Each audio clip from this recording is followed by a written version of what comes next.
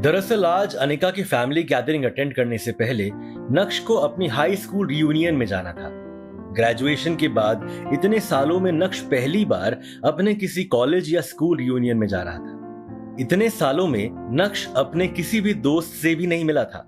उस reunion party के बारे में सोचते हुए नक्श को अपने सारे पुराने क्लासमेट्स याद आने लगे, जिनके साथ वो कभी स्कूल में मस्ती किया करता था। आज नक्श उन सबसे फिर मिलने वाला था और ये सोचकर ही नक्श एक्साइटेड हो रहा था। नक्श सोचने लगा कि स्कूल के दिनों में वो कितना खुश रहा करता था। उसकी आंखों के सामने बचपन के वे सभी पल नाचने लगे थे। क्लास बंक करने पर सर से डांट खाना और डांट खाने के बाद भी दोस्तों के साथ खिलखिलाना, दोस्तों से लड़ाई करके उन्हें रुला देना और फिर उसके बाद जब दोस्त गुस्सा होकर बात करना बंद कर दे तो उसे जाकर सॉरी बोलना। बचपन भी कितना मासूम था। नक्श को इस समय स्कूल में की हुई सारी मस्ती याद आ रही थी। उसे ये भी एहसास हो रहा था कि वो दुनिया इस दुनिया से कितनी अलग थी। किताबों का बोझ कंधों पर होने के बावजूद भी वो जिंदगी कितनी खुशनुमा थी। ये सोच सोच कर नक्श के चेहरे की मुस्कान और भी ज्यादा निखर गई थी। नक्श को यकीन नहीं हो रहा था कि वो इतना जल्दी बड़ा हो गया है। ऐसा लग रहा था जैसे ये सब तो अभी कल की ही बात है। इतना ही नहीं, स्कूल के दिनों में पनिशमेंट के चलते बेंच पर खड़े होकर खिलखिलाना, क्लास की हर लड़की को दोस्त की भाभी बताना, इस सब में कितना मजा आता था। दोस्तों के साथ कैंटीन की पैटीज और समोसे खाने जाना और फिर इस बात पर लड़ाई करना कि आज पार्टी कौन देगा। स्पोर्ट्स खेलना, दोस्तों से पढ़ाई में कंपटीशन करना, स्कूल भी जैसे अपने आप में ही एक पूरा संसार था। न दुनिया का डर था और ना ही दुनिया से लड़ने की ख्वाहिश थी। स्कूल के दिनों में नक्श जितना खुलकर जी रहा था, शायद ही उसके बाद उसे जिंदगी को कभी इतना खुलकर जीने का मौका मिला।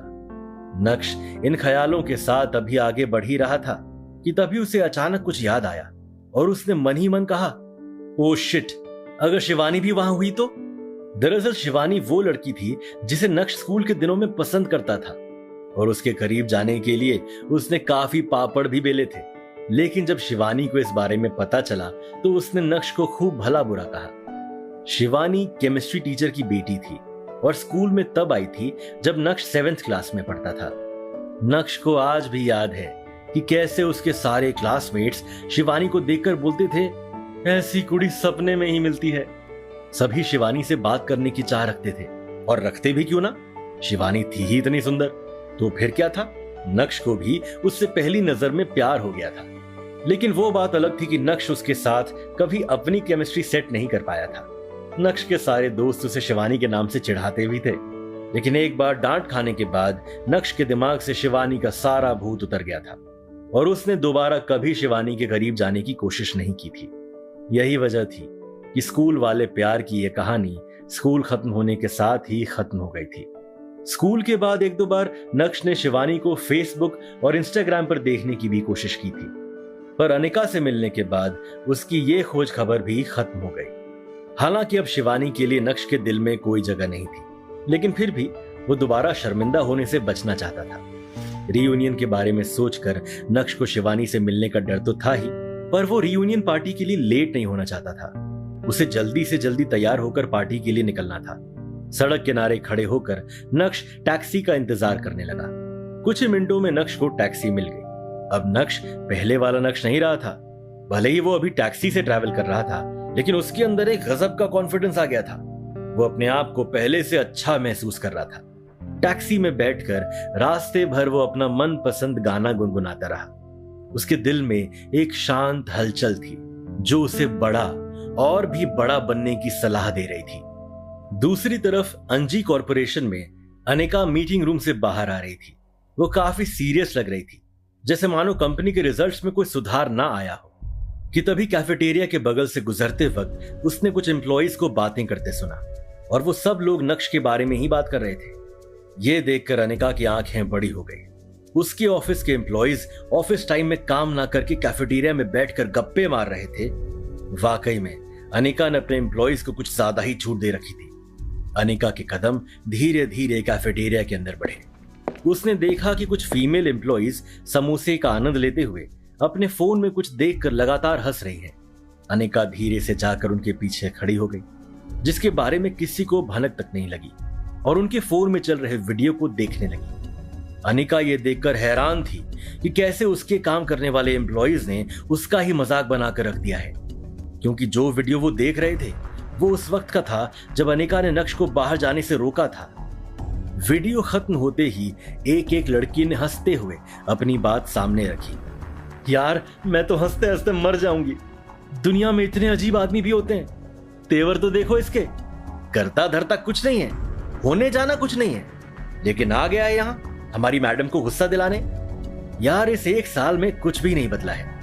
मुझे तो लग रहा था कि मैडम ने इस आदमी को छोड़ दिया होगा, लेकिन ये आदमी तो अब मैडम के सर पर चढ़कर नाचने लगा है। इसी के साथ दूसरी फीमेल एम्प्लॉय ने भी बोलना शुरू किया। I really admire our chairman, उनके सामने तो ये आदमी कुछ भी नहीं है। कभी कभी तो मुझे ऐसा लगता है कि इन दोनों की शादी कैसे हो गई, और शादी तो छोड़ो 2 साल में इनका डिवोर्स भी नहीं हुआ। मुझे तो ये देखकर और भी ज्यादा हैरानी होती है। तभी तीसरी फीमेल एम्प्लॉय ने पानी पीते हुए कहा, मैं आज ऑफिस थोड़ा जल्दी आ गई थी। मैंने उस आदमी को मैडम के पीछे पीछे कैबिन की तरफ जाते हुए देखा था। उस वक्त तो वो मुझे एकदम नौकर लग रहा था, लेकिन बाहर आते समय उसके तेवर ही अलग थे। और हाँ, उसने विहान सर के लाए हुए हीरे के हार को नकली कहा। ऊपर से मैडम से प्रॉमिस करता है कि वो मैडम को असली रेयर डायमंड का नेकलेस देगा। मुझे तो समझ नहीं आ रहा कि उसने अपनी जिंदगी में कभी हीरे देखे भी हैं जो फालतू में जौहरी बना घूम रहा है। बस भी करो यार, मैं हंसते हंसते मर जाऊंगी। हे भगवान मुझे उठा लो।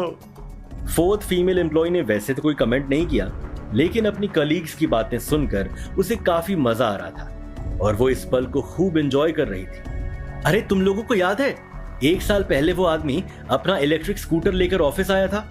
ऐसा लग रहा था जैसे वो अपने टूटे हुए स्कूटर को बना नहीं पा रहा है, और आज जौहरी बनकर हीरे की परख करने चला। वाह भाई वाह, इस दुनिया में कितने झूठे लोग हैं, और मैडम के आदमी को तो झूठा नंबर 1 का टैग दे देना चाहिए। देखते ही देखते अब हर कोई बोलने लगा था। बाईं तरफ बैठी उमा भी चुप क्यों रहती, उसने भी अपनी बात सामने रखी। अरे यार कोई नहीं, झूठ बोलकर अपने दिल को तसल्ली दे रहा होगा बेचारा, तुम लोग खामखा उस गरीब के पीछे पड़े हुए हो। ये बोलने के बाद उमा भी खिलखिलाते हुए हंसने लगी, और उमा के साथ साथ वहां बैठे बाकी लोग भी ठहाका लगाकर हंसने लगे। तभी अचानक से उमा ने पीछे मुड़कर देखा तो पाया कि अनिका पीछे ही खड़ी थी, उनकी सारी बातें सुन रही थी। तुरंत ही उमा ने सभी को शांत कराने की कोशिश की। अचानक से अनिका को देखकर सभी लोग शॉक्ड रह गए थे। अनिका का गुस्सा उमा बहुत अच्छे से जानती थी। तुरंत ही उमा ने बीच बचाव करते हुए कहा, सॉरी मैडम, हम लोग तो बस यूं ही। इससे आगे बोलने की हिम्मत उमा के पास भी नहीं थी। जो लड़की सबसे ज्यादा हंस रही थी उसने धीमी आवाज में कहा, जब तक मैडम उमा से बात कर रही है पतली गली से निकल लो, नहीं तो फिर मौका नहीं मिलेगा। ये सुनते ही सब एक एक करके वहां से रफू चक्कर हो गए, और पीछे बस एक उमा ही रह गई जिसकी बोलती पूरी तरह से बंद थी। अनिका ने कुछ भी नहीं कहा, उसकी तीखी नजरें ही सबको डरा देने के लिए काफी थी। जैसे तैसे मौका पाकर उमा भी वहां से निकल गई, और सभी के वहां से जाने के बाद अनिका भी अपने दिल में गुस्सा भरकर चुपचाप वहां से निकल गई थी। जब अनिका अपने कैबिन में गई तो उसके लिए अपने गुस्से को काबू में रखना बहुत मुश्किल हो रहा था। उसे समझ नहीं आ रहा था कि वो अपने गुस्से का क्या करे। जब अनिका बेकाबू हो गई तो उसने अपने हाथ में पड़े कॉफी मग को पूरी ताकत से दीवार पर दे मारा। ऐसा अक्सर होता रहता था, इसलिए ऑफिस में काम करने वालों को इसकी आदत हो गई थी। वो जानते थे कि जब भी अनिका को बहुत गुस्सा आता है तो वो चीजें तोड़कर ही अपनी भड़ास निकालती है। अनिका को समझ नहीं आ रहा था कि वो कैसे अपने एम्प्लॉइज को अपने बारे में बात करने से रोके। हर बार तो वो किसी के पीछे जाकर उन्हें धौंस नहीं दिखा सकती थी। उसकी कंपनी में इतने सारे काम करने वाले हैं, किस किस को रोकेगी अनिका? ये सोचकर उसे और भी ज्यादा गुस्सा आ रहा था, और साथ ही साथ नक्श उसकी आंखों में चुभता जा रहा था। अनिका के मन में यह भी चल रहा था कि आखिर नक्श की वजह से उसे और कितना बेइज्जत होना पड़ेगा। यही सब सोचते हुए अनिका की नजर अपने पापा की फोटो पर पड़ी जो उसके कैबिन की वॉल पर टंगी हुई थी। अनिका ने गुस्से से उस फोटो की तरफ देखते हुए कहा, मैं आपकी सबसे प्यारी बेटी थी। मुझे लगता था कि आप मेरे लिए जो भी पसंद करेंगे वो बहुत सोच समझ कर करेंगे, इसलिए मैं कभी भी किसी लड़के के साथ रिलेशनशिप में नहीं आई। मैंने किसी लड़के को डेट भी नहीं किया, और ना ही आपके सामने अपनी शादी की कोई शर्त रखी। लेकिन आपने क्या किया? आपने मुझे इस गधे से बांध दिया। फिर भी मैंने कोई सवाल नहीं किया। अगर उसकी इन हरकतों के बारे में मुझे पहले से पता होता तो शायद मैं आपको मना कर देती। लोग कहते हैं कि माँ बाप जो कुछ भी अपने बच्चों के लिए करते हैं उनकी भलाई सोचकर ही करते हैं, पर सच कहूं तो पापा मुझे नहीं लगता कि आपने मेरे लिए कुछ भी अच्छा सोचा था, बल्कि अब तो मुझे ऐसा लगता है कि जैसे आपको अपना आखिरी काम खत्म करना था और वो करके आप चले गए। अपने दिल की बात अपने पापा के सामने रखने के बाद अनिका फूट फूट कर रोने लगी थी। जब भी अनिका नक्श की हरकतों से परेशान होती थी तब तब वो अपने पापा के डिसीजन पर सवाल उठाती थी, लेकिन आज पहली बार अनिका ने अपने पापा को एक केयरलेस पिता घोषित कर दिया था। ऐसा नहीं है कि अनिका को सिर्फ अपने पापा से ही शिकायत थी, कभी कभी वो अपनी माँ चित्रा से भी ये सवाल पूछ लेती थी कि उसने अनिका की शादी उस बेकार आदमी से कैसे होने दी, उस शादी को रोका क्यों नहीं गया। लेकिन चित्रा चाहे दुनिया के सामने कितनी ही तेज तर्रार क्यों ना हो, लेकिन उसने कभी भी अपने पति के डिसीजन पर सवाल नहीं उठाया था। और यह भी सच है कि चित्रा शादी से पहले तक नक्श को ठीक से जानती भी नहीं थी। जो कुछ भी किया अनिका के पापा ने ही किया था, लेकिन अब अनिका और चित्रा दोनों ही उनके डिसीजन से खुश नहीं थे।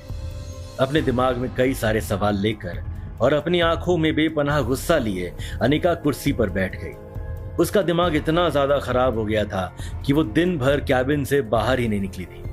पूरे समय उसके दिमाग में बस अपनी बाकी की जिंदगी की कहानी चल रही थी। दूसरी तरफ नक्श रीयूनियन पार्टी में जाने के लिए तैयार होने घर पहुंच गया था। जैसे ही उसने दरवाजा खोला तो देखा कि चित्रा सोफे पर आराम से बैठकर टीवी देख रही है। जैसे ही चित्रा ने नक्श को अंदर आते हुए देखा, वैसे ही चित्रा ने कहा, नक्श यहां आओ, मुझे तुमसे कुछ जरूरी बात करनी है। चित्रा नक्श से कौन सी जरूरी बात करने वाली थी? क्या अनिका को इस बात के बारे में पता होगा? क्या चित्रा नक्श और अनिका का डिवोर्स करवाने वाली है? क्या बदले हुए नक्श की सच्चाई जानकर अनिका को उसमें अपना प्यार दिखने लगेगा? क्या अनिका नक्श को अपना हमसफर कह पाएगी, या फिर आज की रीयूनियन पार्टी में नक्श को उसकी शिवानी मिल जाएगी? क्या नक्श और शिवानी के बीच में प्यार का सिलसिला फिर से उठेगा? क्या नक्श अनिका को छोड़कर शिवानी का दीवाना होगा? सुनिए नक्श और अनिका की एक Golmaal Love Story, Insta Empire, only on Pocket FM।